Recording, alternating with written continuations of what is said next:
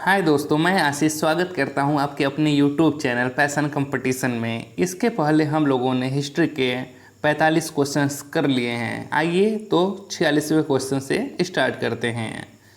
46 question है कि वह स्थल जहां हर्षवर्धन ने बौद्ध महासम्मेलन का आयोजन किया था, वह उस स्थान का नाम क्या है? ए काशी, बी प्रयाग, सी अयोध्या, डी सारनाथ। इसका सही जवाब है दोस्तों बी प्रयाग। क्या? बी प्रयाग। ठीक है, आगे इसकी व्याख्या को देख लेते हैं। प्रयाग वह स्थल है जहां हर्षवर्धन ने बौद्ध महासम्मेलन का आयोजन किया था।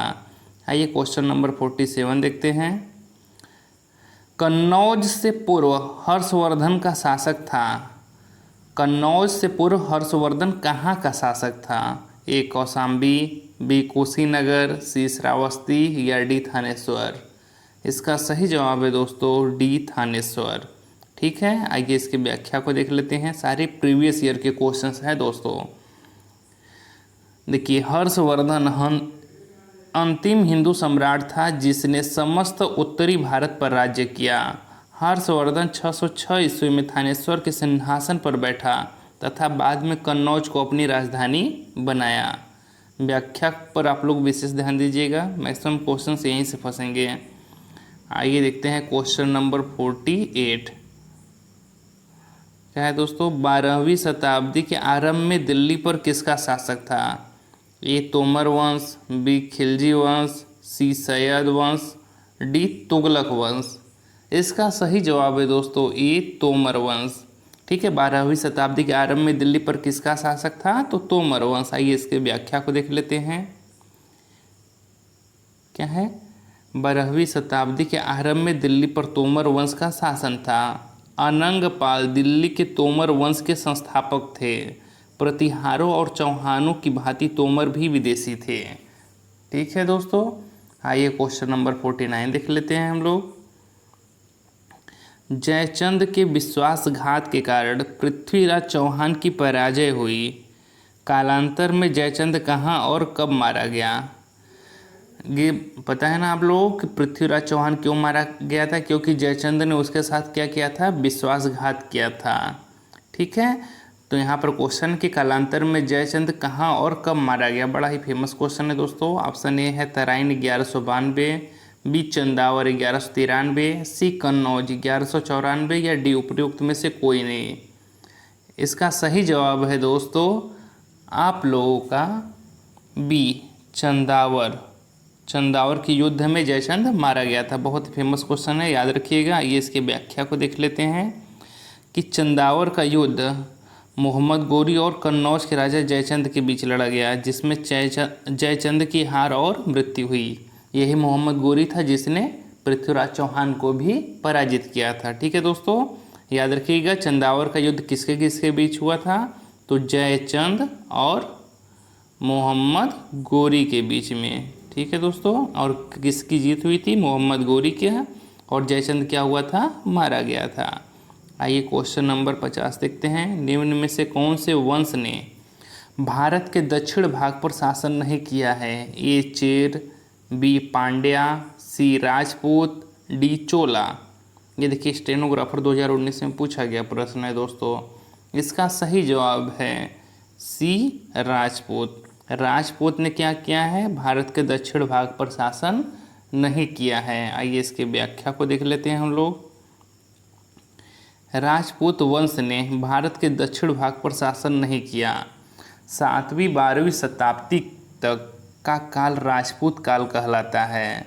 इस काल के महत्वपूर्ण राजपूत वंशों में राष्ट्रकूट वंश, चालुक्य वंश, चौहान वंश। चौहान वंश के राजा कौन थे? बड़ा फेमस पृथ्वीराज चौहान। चंदेल वंश, परमार वंश एवं गढ़वाल वंश आदि आते हैं। ये सारे कौन से हैं? राजपूत वंश। राजपूत वंश ने भारत के उत्तर भाग पर शासन किया है, जैसे राजस्थान, दिल्ली, पंजाब, मध्य प्रदेश। ठीक है दोस्तों, आइए क्वेश्चन नंबर 51 देखते हैं। ये सब के सब आपकी यूपी ट्रिपल एस सी में जितने एग्जाम कराए जाते हैं उन्हीं के पूछे गए प्रश्न है दोस्तों। मैक्सिमम चांस है कि यूपी ट्रिपल एस सी पेट में आपके यहीं से ही क्वेश्चंस बनेंगे, तो इसलिए बहुत ही ध्यान से पढ़िएगा और सभी बच्चे कापी पेन लेकर बैठेंगे, क्वेश्चन को नोट करते हुए चलेंगे। आइए क्वेश्चन नंबर 51 को देखते हैं। पाल साम्राज्य भारत के किस हिस्से से संबंधित है? ए पश्चिमी, बी पूर्वी, सी दक्षिणी या डी उत्तरी? इसका सही जवाब है दोस्तों ऑप्शन नंबर बी पूर्वी। आइए इसकी व्याख्या को देख लेते हैं। क्या है पाल साम्राज्य का विस्तार? पाल साम्राज्य का विस्तार भारत के पूर्वी हिस्से में था। पाल साम्राज्य मध्यकालीन भारत का एक महत्वपूर्ण राजवंश था जो कि 750 से 1174 ईस्वी तक चला। इस साम्राज्य की स्थापना गोपाल ने की थी। इस वंश की राजधानी मुंगेर थी। पाल वंश का सबसे महान शासक धर्मपाल था जिसने विक्रमशिला विश्वविद्यालय की स्थापना की थी। ये बहुत फेमस क्वेश्चन है दोस्तों। विक्रमशिला विश्वविद्यालय की स्थापना किसने की थी? धर्मपाल ने की थी। बहुत ज़्यादा एग्जाम में पूछा जाता प्रश्न है, इसे ज़रूर से नोट करिएगा। आइए क्वेश्चन नंबर 52 देखते हैं। पाल वंश का पहला शासक कौन था? Option A Devpal, B Rampal, C Gopal या डी महिपाल? इसका सही जवाब है दोस्तों गोपाल। ठीक है। आइए पाल वंश का संस्थापक कौन है? गोपाल था। वह एक योग्य और कुशल शासक था। गोपाल ने 750 से 770 ईस्वी तक शासन किया। उसने आदंतपुरी अर्थात वर्तमान बिहार शरीफ में एक मठ और विश्वविद्यालय का निर्माण करवाया। आइए क्वेश्चन नंबर 53 देखते हैं। लौह और रक्त की नीति किसने अपनाई? ए बलबन, बी अलाउद्दीन खिलजी, सी मोहम्मद बिन तुगलक या डी बाबर? ये भी बहुत ही ज़्यादा पूछा जाने वाला प्रश्न है। इसका सही जवाब है दोस्तों बी ए बलबन। ए बलबन ने क्या की था? लौह और रक्त की नीति अपनाई थी। आइए इसके व्याख्या को देख लेते हैं। लौह और रक्त की नीति अर्थात कठोर नीति गुलाम वंशी शासक बलबन ने अपनाई थी। बलबन ने विद्रोहियों को कमजोर करने तथा मंगोल आक्रमण से रक्षा के लिए यह नीति अपनाई थी। बलबन ने राजत्व सिद्धांत को ऊंचा करने के लिए सिजदा तथा पैबोस प्रथा का भी आरंभ किया था। ये भी इम्पोर्टेंट है, याद रखिएगा दोस्तों। सिजदा और पैबोस प्रथा का आरंभ किसने किया था? तो बलबन ने किया था। बलबन ने नवरोज उत्सव शुरू करवाया था। आइए क्वेश्चन नंबर 54 देख लेते हैं। किसके शासनकाल में इब्न बतूता भारत आया? बहुत ही ज़्यादा पूछा जाने वाला प्रश्न है। इब्न बतूता भारत किसके शासनकाल में आया था? ए इल्तुतमिश, बी मोहम्मद बिन तुगलक, सी इब्राहिम लोदी या डी अकबर? इसका सही जवाब है दोस्तों बी मोहम्मद बिन तुगलक। ठीक है, इसी को MBT भी कहते हैं शॉर्ट फॉर्म में हम लोग। ठीक है, आइए इसकी व्याख्या को देख लेते हैं। इब्न बतूता 1333 ईस्वी में मोहम्मद बिन तुगलक के काल में भारत आया था। सन याद रखिएगा दोस्तों, कभी कभी सन भी पूछ देता है कि इब्न बतूता किस सन में आया था। तो 1333 ईस्वी में। वह मोरक्को का निवासी था। इसका मूल नाम शेख फतह अबू अब्दुल्ला या अब्दुल्ला मोहम्मद बिन बतूता था। मोहम्मद तुगलक ने उसे दिल्ली का काजी नियुक्त किया। 1342 ईस्वी में मोहम्मद तुगलक अपना राजदूत बनाकर चीन भेजा था। इसने अपना यात्रा वृत्तांत को रेहला में लिपिबद्ध किया था। इसे भी याद रखिएगा दोस्तों। इसकी रचना कौन सी है? तो रेहला। ठीक है, आइए अगला क्वेश्चन देखते हैं। क्वेश्चन नंबर 55 क्या है? भारत पर तैमूर ने किस वर्ष आक्रमण किया था? ए 1294, बी 1417, सी 1213 या डी 1398 में? इसका सही जवाब है दोस्तों डी 1398। कब? 1398 में भारत ने तैमूर पर आक्रमण किया था। आइए इसकी व्याख्या को देख लेते हैं। तुगलक वंश के अंतिम शासक नासिरुद्दीन महमूद के शासनकाल में 1398 ईस्वी में मंगोल आक्रमणकारी तैमूर ने भारत पर आक्रमण किया था। कब? 1398 में। आइए क्वेश्चन नंबर 56 को देखते हैं। दोस्तों ये बहुत ही इंपॉर्टेंट क्वेश्चन है, सारे प्रीवियस ईयर क्वेश्चंस हैं, तो ध्यान से पढ़िएगा और सभी बच्चे नोट करते हुए चलेंगे। क्वेश्चन नंबर 56 क्या है? किस शासक ने भारत में तुगलक वंश की नींव रखी थी? ए फिरोज शाह तुगलक, बी गयासुद्दीन तुगलक, सी अलाउद्दीन सिकंदर शाह या डी मोहम्मद बिन तुगलक? इसका सही जवाब है दोस्तों बी गयासुद्दीन तुगलक। देखिए ग्राम विकास अधिकारी 2018 में पूछा गया प्रश्न है ये। ठीक है, तो भारत में तुगलक वंश की नींव किसने रखी थी? गयासुद्दीन तुगलक ने रखी थी। आइए इसकी व्याख्या को देख लेते हैं। तुगलक वंश का संस्थापक गाजी मलिक या गयासुद्दीन तुगलक था। गयासुद्दीन तुगलक को गाजी मलिक का उपाधि मिला था। इसका संबंध करौना जनजाति से था। गाजी मलिक 8 सितंबर 1320 को गद्दी पर बैठा। इसने सिंचाई के लिए कुएं तथा नहरों का निर्माण करवाया था। इसने तुगलकाबाद नामक नगर की स्थापना भी की थी। इस वंश में 3 योग्य शासक हुए, गयासुद्दीन, उसका पुत्र मोहम्मद बिन तुगलक और उसका उत्तराधिकारी फिरोज तुगलक। आइए दोस्तों अगला क्वेश्चन देखते हैं 57। दिल्ली में अलाउद्दीन खिलजी के शासनकाल की अवधि क्या थी? ए 1296 टू 1316, 1286 टू 1316, 1303 टू 1334, 1410 टू 1437। इसका सही जवाब है दोस्तों ऑप्शन नंबर ए 1296 टू 1316। आइए इसकी व्याख्या को देखते हैं। दिल्ली में अलाउद्दीन खिलजी के शासनकाल की अवधि 1296 से 1316 ईस्वी तक थी। उसका साम्राज्य अफगानिस्तान से लेकर उत्तर मध्य भारत तक फैला था। अलाउद्दीन खिलजी दिल्ली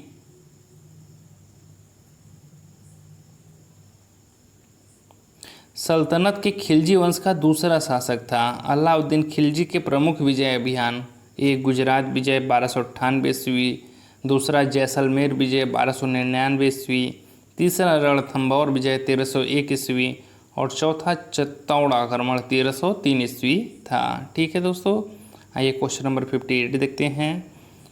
क्या है? खिज्र खान निम्नलिखित में से किस राजवंश से संबंधित था? ए गुलाम वंश, बी खिलजी वंश, सी सैयद वंश या डी शाह वंश। खिज्र खान किस राजवंश से संबंधित था दोस्तों? तो इसका सही जवाब है सी सैयद वंश। ठीक है, आइए इसकी व्याख्या को देखते हैं। खिज्र खान दिल्ली सल्तनत के सैयद वंश का संस्थापक था। खिज्र खान ने ही सैयद वंश की स्थापना की थी। इसने मंगोल आक्रमणकारी तैमूर को सहयोग प्रदान किया था। बदले में तैमूर ने इसे लाहौर, मुल्तान और दीपालपुर की सूबेदारी सौंपी। ध्यातव्य है कि खिज्र खान ने सुल्तान की उपाधि धारण नहीं की, बल्कि वह रैयत आला की उपाधि से ही संतुष्ट रहा। ठीक है दोस्तों, आइए क्वेश्चन नंबर 59 देखते हैं। अमीर खुसरो, जिन्हें कव्वाली का पिता एवं भारत का तोता भी कहा जाता है, किसके दरबार में दरबारी कवि थे?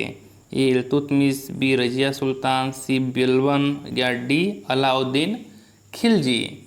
इसका सही जवाब है दोस्तों डी अलाउद्दीन खिलजी। ये बहुत ही फेमस क्वेश्चन है, यहाँ से कई क्वेश्चंस बनते हैं कि कव्वाली का पिता किसे कहा जाता है? तो अमीर खुसरो को कहा जाता है। भारत का तोता किसे कहा जाता है? अमीर खुसरो को कहा जाता है। और यह किसके दरबारी कवि थे? तो अलाउद्दीन खिलजी के दरबारी कवि थे। आइए व्याख्या को देख लेते हैं हम लोग। अमीर खुसरो ने 8 सुल्तानों का काल देखा, लेकिन वे अलाउद्दीन के दरबारी कवि थे। अमीर खुसरो मुस्लिम कवि थे, परंतु हिंदी के शब्दों का खुलकर प्रयोग करते थे। इन्होंने हिंदी, हिंदवी और फारसी को एक साथ किया और खड़ी बोली को जन्म दिया। इन्होंने काव्यात्मक शैलियों में हिंदी का प्रयोग किया और फारसी की एक नई शैली की रचना की, जो सबक हिंदी अर्थात हिंदुस्तानी शैली के नाम से प्रसिद्ध हुई। इन्हें तूतिया ए हिंद तरकुल्लास जैसी उपाधि दी गई। इंपॉर्टेंट है दोस्तों, याद रखिएगा, तूतिया हिंद की उपाधि किसे दी गई थी? अमीर खुसरो को। और पूछ दिया जाता है किसने 8 सुल्तानों का काल देखा है? तो अमीर खुसरो ने देखा है। आइए इस वीडियो का लास्ट क्वेश्चन देखते हैं, क्वेश्चन नंबर 60। भारत में सिकंदर लोदी का शासनकाल कब से कब तक था? ए 1421 से 1434, बी 1451 से 1489, सी 1489 से 1517, डी 1517 से 1526। इसका सही जवाब है दोस्तों ऑप्शन नंबर सी 1489 से 1517। आइए इसकी व्याख्या को देख लेते हैं हम लोग। सिकंदर लोदी 1489 से 1517 ईस्वी बहलोल लोदी का पुत्र एवं उत्तराधिकारी था। इसका मूल नाम निजाम खां था और यह 17 जुलाई 1489 को सुल्तान सिकंदर शाह की उपाधि से दिल्ली के सिंहासन पर बैठा। वह स्वर्णकार हिंदू मां की संतान था। धार्मिक दृष्टि से सिकंदर लोदी असहिष्णु था। गले की बीमारी के कारण 21 नवंबर 1517 ईस्वी को उसकी मृत्यु हो गई। ऐसे ही अच्छे अच्छे क्वेश्चंस करने के लिए दोस्तों मेरे चैनल को सब्सक्राइब करें। अगर वीडियो अच्छा लगा हो तो वीडियो को लाइक करें। धन्यवाद दोस्तों।